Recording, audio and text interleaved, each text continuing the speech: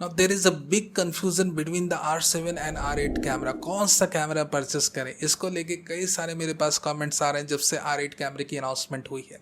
इस वीडियो में मैं आपके इस कंफ्यूजन को बिल्कुल ही दूर कर दूंगा कि आपने R7 कैमरा परचेस करना है या R8 कैमरा परचेस करना है। So let's jump into the comparison, but before that as usual अगर आप नए हो हमारे चैनल में, do consider subscribing to our channel and do give us your likes, क्योंकि ये दोनों चीज़ें बहुत इंपॉर्टेंट है for our growth. Now let's move into the comparison. Let's begin with the design part of the camera. ये जानने समझने की कोशिश करते हैं कि भैया एक entry level full frame camera और एक फ्लैगशिप APS-C प्रोफेशनल कैमरे के डिज़ाइन में क्या differences. Being a entry level full frame camera, इससे आप बहुत ज़्यादा अच्छी बॉडी डिज़ाइन की एक्सपेक्टेशन नहीं लगा सकते हो। And we are comparing it against R7 camera which is actually RF mount APS-C flagship cam.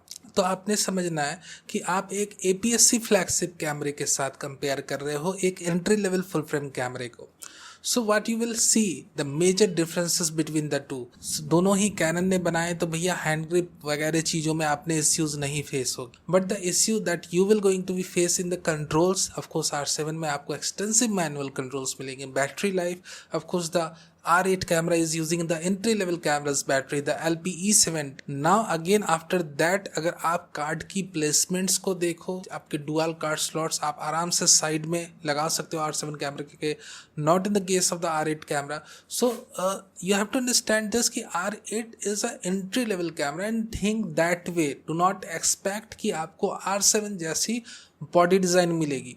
Now you understand कि हमारी जो एक्सपेक्टेशंस है ना, हमारी प्राइस रेंज के अकॉर्डिंग रहनी चाहिए। अगर हम एक एंट्री लेवल फुल फ्रेम कैमरे खरीद रहे हैं and so we can not expect a high end kind of a feature, design feature specifically in that camera, उसे कैनन एंट्री लेवल जैसा ही ट्रीट करेगी। सो आप समझ गए होंगे कि भैया डिज़ाइन पार्ट में आपको कुछ एक सेक्रीफाइस करने पड़ेंगे when you are picking up the Canon R8 camera. Now let's talk about the internal core specs of that. Now moving forward, अब हम बात करते हैं internal core differences की, and that's the most important part of this comparison review. यहाँ पर हम बात करते हैं अपने 24 मेगापिक्सल की एक फुल फ्रेम सेंसर की against a 32.5 MP APS-C CMOS sensor. Now from where this sensor is coming, let us take a deep dive. यहाँ पर हम बात करते हैं कि 90D या आप M6 Mark II कैमरे की अपडेटेड सेंसर आपके अपने R7 कैमरे में लगी। But let me tell you one thing कि जब कैनन ने सेंसर को अपडेट करी थी, they have also issued a press release. उसमें उन्होंने कहा था दैट दे हैव अपडेटेड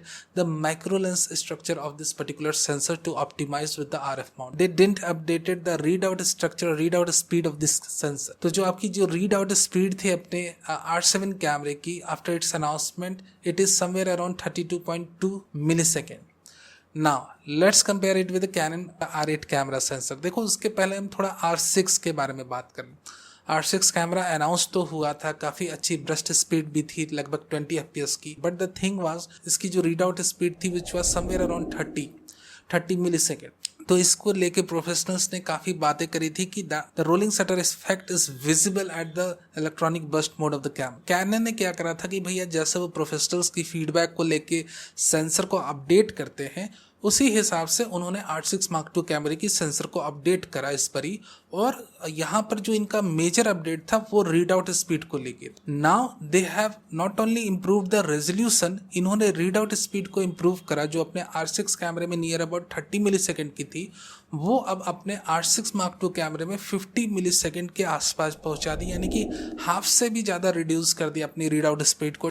और यहाँ पर आपने समझना है कि FSI सेंसर टेक्नोलॉजी को लेते ये नहीं कि स्टैक्ड सेंसर टेक्नोलॉजी इंट्रोड्यूस कर दी। FSI सेंसर में ही रेजोल्यूशन को भी इंक्रीज किया, रीड आउट स्पीड को भी फिक्स कर दिया, क्योंकि भैया अपने हाथों की चीज़ है, कैनन को अपने से सेंसर बनाना है तो अपने फिक्स वो करते रहते हैं as per the requirement of the specific scene. अब यहाँ पर उन्होंने R6 Mark II कैमरे की सेंसर लगा दी है R8 कैमरे में। या we do have some issues also, उसके बारे में बातें करेंगे, बट पहले हम एक्सप्लोर करते हैं the goodness of the 24 MP sensor of the R6 Mark II cam. अब ये जो रीड आउट स्पीड आपको मिलती है अपने R8 कैमरे के अंदर, वो मिलती है अपडेटेड जो आपके R6 Mark II कैमरे की है, विच इज समवेयर अराउंड 15 मिलीसेकंड। और इसीलिए कहीं ना कहीं कैनन ने इसकी जो 40 fps की ब्रस्ट स्पीड है उसे अनलॉक करके रखा हुआ। Although you will have the 12-bit file, अगर आपको रॉ लेना है अपने कैमरे से R8 से तो, या फिर R6 Mark II कैमरे से, तो आपको बैक टू 30 fps आना हो, और आप कंपैक्ट रॉ सेलेक्ट करते हो तो of course you will get a decent buffer memory too. So यहाँ पर आपने ये देखना है कि अगर आप 30 fps पर अगर आप इलेक्ट्रॉनिक शटर को भी यूज करते हो, either in the R6 Mark II camera और in the R8 camera, due to the fast sensor read out speed which is somewhere around 15 millisecond, आपके जो इमेजेस आएगी उसमें जो रोलिंग शटर इफेक्ट है वो ऑलमोस्ट नेग्लिजिबल होगा। कई प्रोज ने टेस्ट करा था अपने R6 Mark II कैमरे की जब अनाउंसमेंट हुई थी। Even the R8 camera is under scanning, इसकी जो रीड आउट स्पीड है just amazing. I am not going to say यहाँ पर आपको रोलिंग शटर देखने को ही नहीं मिलेगी, because we are not talking about the global shutter sensors. यहाँ पर हम ग्लोबल शटर सेंसर्स के बारे में डिस्कस नहीं कर रहे हैं, एक फ्यूचर टेक्नोलॉजी। जब ये इंट्रोड्यूस हो जाती है तो फिर रोलिंग शटर इफेक्ट के बारे में कोई बात ही नहीं करेगा। बट राइट नाउ क्योंकि कैनन ने इसकी जो रीड आउट स्पीड से इतनी इंप्रूव कर दी है that you will have very less rolling shutter effect in the R8 camera sensor. So this is the basic main differences between the to, जिसे मुझे आपको समझाना जरूरी था, बेहद जरूरी। कि R7 कैमरा एक प्रोफेशनल APS-C फ्लैगशिप कैमरा तो जरूर है, इसकी सेंसर को कैनन ने ऑफकोर्स रीडेवलप रीडिजाइन जरूर करा, बट माइक्रो लेंसेस स्ट्रक्चर को अपडेट करा। उन्होंने रीड आउट स्पीड को इस बारी अपडेट करना मुनासिब ना समझा, या बाय मिस्टेक ऑफकोर्स R7 की जो फीडबैक अभी मिल रही इसको लेके R7 Mark II कैमरे में वो जरूर अपडेट करें। But right now we do have some limitations. Heavy rolling shutter effect दिखेगा अगर आप 30 fps की ब्रस्ट पर लेकर जाओगे R7 कैमरे को। बट सेफ साइड, अगर आप R8 कैमरे को 30 fps पे लेके जाते हो तो आपकी जो रीड आउट स्पीड है वो 2x लेस है compare to the R7 camera, and you will have an amazing output with the R8 camera with the electronic shutter. Now let me tell you कि ये तो हो गई भैया सेंसर की रीड आउट स्पीड की बातें, ब्रस्ट स्पीड की बातें। अगर आप एक प्रोफेशनल फोटोग्राफर हो तो सेंसर रीड आउट स्पीड को अगर हम केयर करते हैं, उसको काउंट में लेते हैं, जो कि करना भी चाहिए। अगर नहीं पता है तो अलग बात है, बट क्योंकि मुझे पता है तो ये बातें मैं आपके साथ शेयर कर रहा हूँ। और पता नहीं कितने यूट्यूबर होंगे इंडिया और फॉरेन के जो ये सारी डिटेल में यानी कि सेंसर रीड आउट स्पीड को भी शेयर करें आपके साथ। So the good thing is कि अगर आपने ये सारी चीजें पता है तब आपको अपनी कॉन्शियस के साथ डिसीजन लेना है। अब भैया अब हम भले अपना R7 कैमरे के अंदर हमें अब जो भी फीचर मिले, ठीक है, but we have to care about कि भाई टेक्निकली कौन better. Now let's talk about the sensor perform. अगर हम बेस ISO पे इन दोनों कैमरे की सेंसर को टेस्ट करते हैं, of course the R7 camera will capture a little bit more detail due to the resolution advantage. ठीक, वो तो होगा ही भैया, रेजोल्यूशन एडवांटेज, थोड़ी बहुत डिटेल ज्यादा आपको दिखे। But at the same time if you care about the high ISO test, तब आपको पता है कि यहाँ पर एक तो हमारे पास फुल फ्रेम सेंसर है, ऊपर से रेजोल्यूशन भी लो, यानी कि जो हर एक आपके जो फोटो सेल है उसकी जो साइज है काफी लार्ज है compare to the R7 photo cells, photo diode, whatever you say. So the low light performance, as you can see in the screen right now at 25,600 ISO, the Canon R8 camera is able to preserve the detail in amazing way compare to the R7 camera. ठीक है, जो आपकी corner की details है colour blocks की, वो देखो कि कितनी ही अच्छी तरीके से R8 कैमरा प्रिजर्व कर रहा है। अगर हम 25,600 ISO की बातें करें या फिर हम 12,800 ISO की बातें करें, ना the ability to preserve the details in R8 camera is just amazing. और ये लगता है कि भैया R8 कैमरे की जो इमेजेस है 12,800 ISO ये भी यूजेबल है। सो या R7 camera is capturing more details. तो अगर आप वेल कंट्रोल लाइट एनवायरनमेंट में इस कैमरे के साथ काम करते हो, like in studio when you are using sufficient amount of light, तभी आपको थोड़ी सी ज्यादा डिटेल्स निकाल कर देगा। Other than that for uncontrol light environment R8 is highly recommend. Now we know these differences between the two. अब हम बात करते हैं image stabilization system. Of course जो अपने 7 to 8 स्टॉप्स की IBIS मैकेनिज्म है वो अपने R8 कैमरे के अंदर मिसिंग है।